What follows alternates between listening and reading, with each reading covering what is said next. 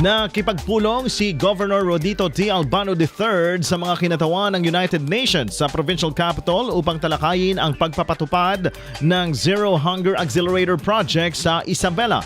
Ang proyekto ay pangungunahan ng World Food Program, Food and Agriculture Organization at UN Women sa loob ng 3 taon, kung saan ang unang yugto ay tatagal ng 14 na buwan sa piling mga bayan.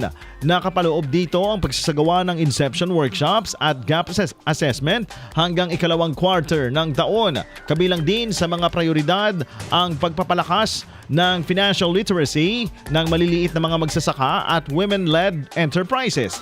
Gayon din ang pagpapalawak ng access sa pautang at climate response insurance. Magbibigay din ng technical na suporta para sa mga sustainable agriculture at gender-responsive financing. Ayon kay Governor Albano, makakadagdag ito sa umiiral na Zero Hunger Campaign ng lalawigan na nagbibigay ng buwanang rice subsidy sa mga marginalized sector. Maliban sa mga nabanggit, isinusulong din ng probinsya ang milk feeding program, pamamahagi ng manok at vegetable seedlings upang mapalakas ang backyard food production ng mga pamilya. IFM News.